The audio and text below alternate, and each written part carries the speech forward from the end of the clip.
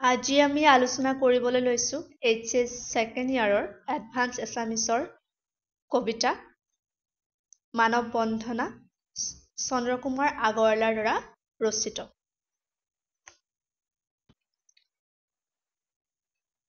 তোমালোকৰ চিলেবাছত অন্তৰ্ভুক্ত এই কবিতাটিৰ পৰা প্ৰশ্ন হ'ব পাৰে এনেধৰণৰ যে মানৱ বন্ধনা কবিতাটোৰ কবি কোন? এনচাৰ হৈছে চন্দ্ৰকুমাৰ আগৰৱালা। কোন চনত চন্দ্ৰকুমাৰ আগৰৱালাৰ জন্ম হয়? 1867।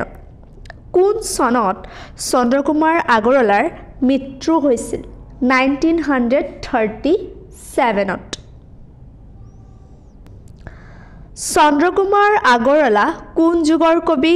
ৰোমান্টিক যুগৰ কবি।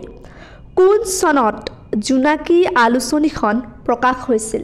1889 চনত।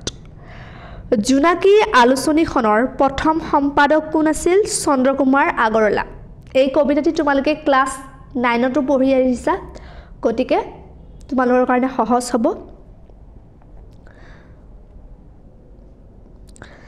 চন্দ্ৰকুমাৰ আগৰৱালাৰ কবিতা পুথি কেইখনৰ নাম লিখা? এখন হৈছে প্ৰতিমা, আনখন হৈছে বিন বৰাগী। কেতিয়াবা কবিতা পুথিৰ নাম উঠাই দিব যে বিন বৰাগী কবিতা পুথিখনৰ কবি কোন বা প্ৰতিমা কবিতা পুথিখনৰ কবি কোন? এনচাৰ হ'ব চন্দ্ৰকুমাৰ আগৰৱালা। প্ৰতিমাৰ খনিকৰ বুলি কাক কোৱা হয়? চন্দ্ৰকুমাৰ আগৰৱালাক প্ৰতিমাৰ খনিকৰ বুলি কোৱা হয়, কাৰণ তেওঁ প্ৰতিমা নামৰ কবিতা পুথিখন ৰচনা কৰিছিল, গতিকে তেওঁৰ নামে দিয়া হৈছে প্ৰতিমাৰ খনিকৰ। চন্দ্ৰকুমাৰ আগৰৱালাৰ প্ৰথম ৰোমান্টিক কবিতাটোৰ নাম কি? তেওঁ ৰচনা কৰা প্ৰথম কবিতাটি হৈছে বন কুঁৱৰী, আৰু অসমীয়া সাহিত্যৰ এইটোৱে হৈছে প্ৰথম ৰোমান্টিক কবিতা। প্ৰতিমাখন সৰু কিন্তু নিভাঁজ সোণৰ মন্তব্যটো কাৰ? লক্ষ্মীনাথ বেজবৰুৱাৰ।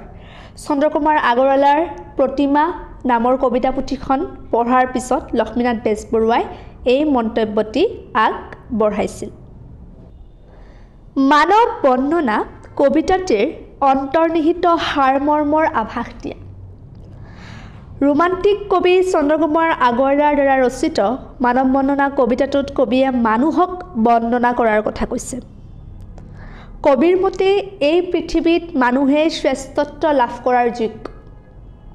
মানুহেই দেৱ, মানুহেই সেৱ, মানুহেই পৰাৎপৰ বুলি কবিয়ে কবিতাটোৰ উল্লেখ কৰিছে, আৰু মানুহে মানুহক প্ৰাধান্যতা দিলে পৃথিৱীখন স্বৰ্গৰ তুল্য হৈ পৰিব বা স্বৰ্গতকৈও অধিক শ্ৰেষ্ঠ হৈ পৰিব বুলি কবিয়ে কবিতাটোৰ জৰিয়তে ক'ব বিচাৰিছে। আৰু কবিৰ মতে মানুহ হৈছে দেৱতাতকৈও শ্ৰেষ্ঠ। কবিয়ে কবিতাটোৰ জৰিয়তে কৈছে যে আদি কালৰে পৰা মানুহৰ সোঁত এই পৃথিৱীত বৈ আহিছে আৰু এই সোঁতৰ অন্ত নাই। সেয়ে পৃথিৱীখনকে মানুহৰ নিজাপি ঘৰ বুলি কৈছে তেওঁ, আৰু কৈছে যে সেইকাৰণে মানুহ নামৰ জীৱ শ্ৰেষ্ঠক আমি কি কৰিব লাগে? পাৰ্যক্ষ লৈ পূজা অৰ্চনা কৰিব লাগে। আৰু এইখিনি হৈছে মানৱ বন্দনা কবিতাটিৰ সাৰমৰ্ম কথা।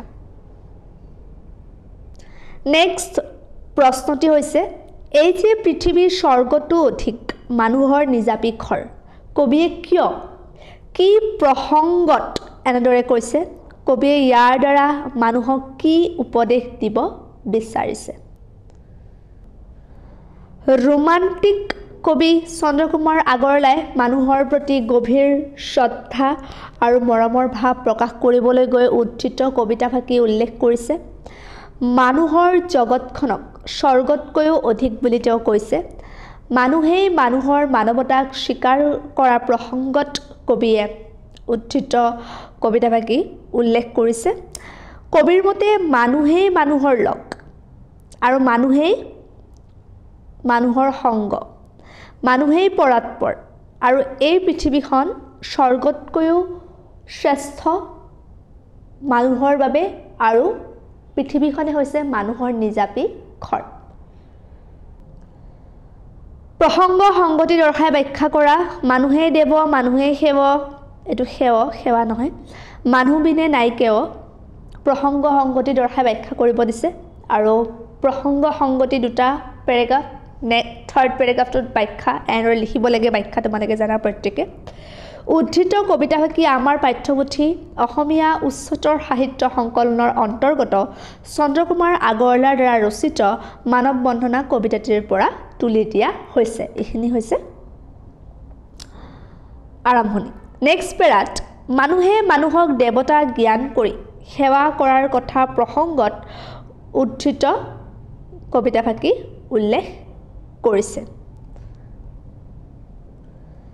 এই পৃথিৱীত মানুহ শ্ৰেষ্ঠ জীৱ আৰু মানুহে মানুহৰ লগ মানুহে পৰম সত্য পৃথিৱীখন স্বৰ্গতকৈ শ্ৰেষ্ঠ পৃথিৱীখন মানুহৰ নিজাপি ঘৰ মানুহৰ বাহিৰে এই পৃথিৱীত কোনো দেৱতা নাই মানুহেই দেৱতা সেয়ে মানুহে মানুহক দেৱতাৰ দৰে পূজা সেৱা কৰিবলৈ কবিয়ে কৈছে নেক্সট ব্যাখ্যাটো হৈছে মানুহৰ ধৰম বুজিব মানুহে ধৰম যে মৰমতে সেম আগৰ ব্যাখ্যাটি যেনেকৈ লিখা হৈছে উদ্ধৃত কবিতাফাকি আমাৰ পাঠ্যপুথি অসমীয়া উচ্চতৰ সাহিত্য সংকলনৰ অন্তৰ্গত চন্দ্ৰকুমাৰ আগৰৱালাৰ দ্বাৰা ৰচিত মানৱ বন্ধনা কবিতাটিৰ পৰা তুলি দিয়া হৈছে মানুহক মৰম প্ৰীতিৰে চোৱাটোৱে মানুহৰ পৰম ধৰ্ম বুলি কবিয়ে উদ্ধৃত কবিতাফাকিত উল্লেখ কৰিছে কবিৰ মতে এই পৃথিৱীলৈ আদিৰ পৰা বৰ্তমানলৈকে মানুহৰ খুদ বৈ আহিছে আৰু এই খুদৰ অন্ত নহয় এই খুদ বয়ে থাকিব